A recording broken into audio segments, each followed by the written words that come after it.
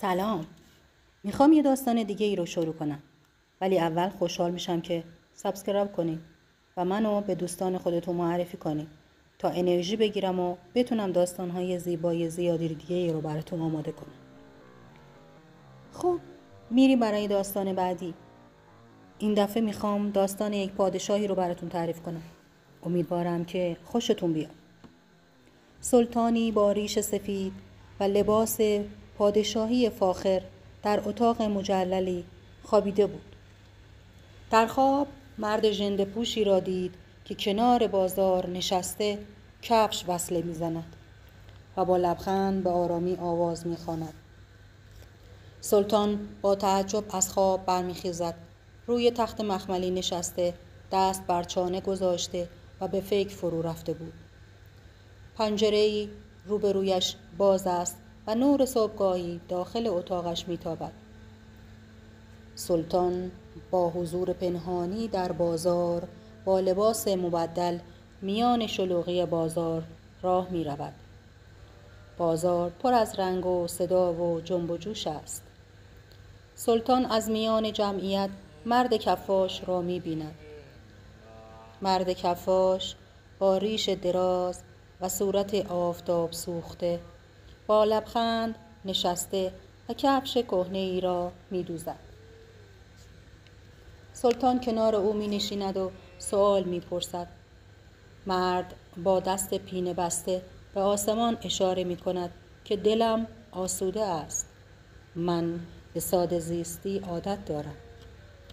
بعد سلطان در قصر روی تخت سلطانیش نشسته و با حالتی جدی وزیر فرمان می دهد و وزیر فرمان صادر شده را انجام می دهد که دکان کفاش بسته شود.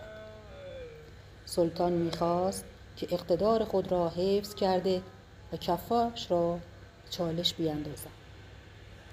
مرد کفاش بیکار ننشست و حالا شده بود نانوار.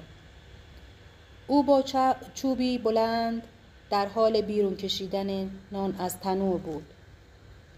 بخار نان فضای گرم و صمیمی ایجاد کرده بود و امروز سلطان با تعجب به او نگاه میکرد که دیروز کفش و امروز نان، ولی روزیم همان است. من راضیم و به خدا توکل دارم. سلطان لباس پادشاهی بر تن کرد و نزد کفاش رفت. مردم دورشان جمع شدند.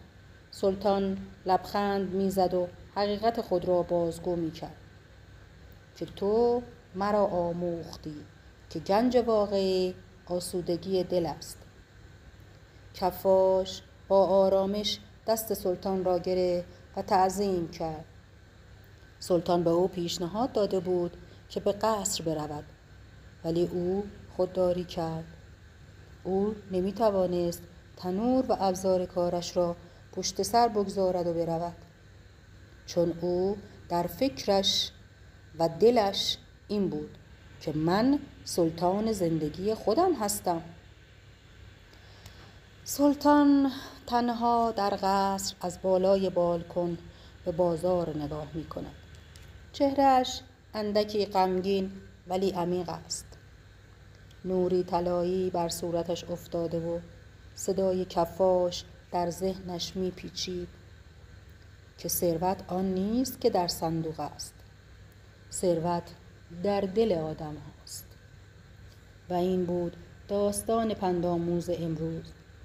تا دیداری دیگر لطفاً مرا فراموش نکنید. دوستدار شما، قصه های جاودان.